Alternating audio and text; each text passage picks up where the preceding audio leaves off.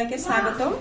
আজকে আমি একটা নতুন ভিডিও নিয়ে আসছি। আমার দিদি ভাইরা বলেছে ইডলির চাটনিটা, টমেটোর চাটনিটা কেমন করে বানাতে হয় একটু ভিডিও করে দেখাতে। তাই আমি দিদি ভাইদের জন্য আজ এই ভিডিওটা দেখাবো, আপনারা দেখবেন। চাটনি করতে কি কি লাগে সেটা আমি দেখাচ্ছি।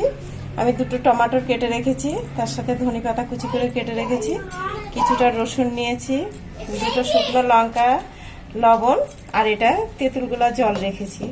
তেঁতুলগুলা জলটা যদি আপনারা চান দেবেন, আর না চাইলে কোনো ব্যাপার নেই, না দিলেও হবে, এমনি চাটনি বানালেও হবে। তা আমার টকটা ভালো লাগে, তার জন্য আমি তেঁতুলটা গুলে রেখেছি। এবার আমি কড়াইয়ে নিয়ে যাচ্ছি। আমি গ্যাসটা অন করেছি, প্যানে একটু তেল দিয়েছি, আর একটু আমি সর্ষের তেল দেবো সাথে। সর্ষের তেলটা দিলে একটু ভালো লাগবে।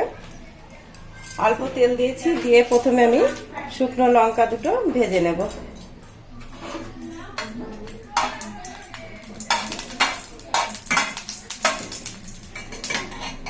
ওর সাথে আমি রসুনগুলা দিয়ে দেবো আগে।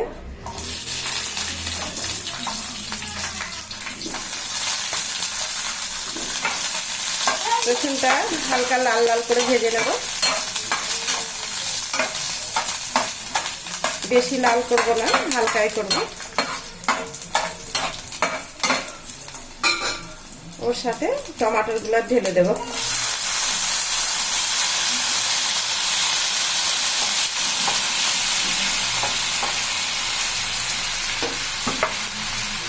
টমেটো আর শুকনো লঙ্কা আর রসুন তিনটেই হালকায় হালকায় আমি ভেজে নেব। টমেটোর যে জলটা থাকে ওটা একটু শুকিয়ে গেলে আমি নামিয়ে দেব। আমি এখন গ্যাসটা জোরে করে দেব। আবার ভাজা হয়ে গেলে আমি মিক্সিতে এটা পিষাই করে নেব। আমার টমেটোটা আর লঙ্কা রসুন ভাজা হয়ে গেছে। আমি এবার গ্যাসটা অফ করে কিছুক্ষণ ঠান্ডা করতে দেব, তারপরে আমি মিক্সিতে এটা পিষাই করব।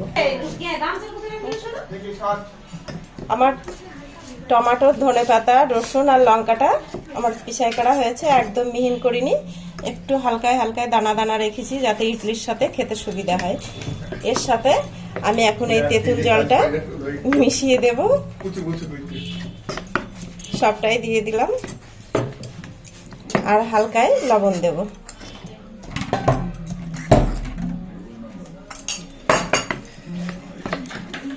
লবণটা দিয়ে একটু ভালো করে মিশাতে হবে। এখন আমার চাটনিটা রেডি, ইডলির সাথে খেতে পারা যাবে আরামসে। ধন্যবাদ।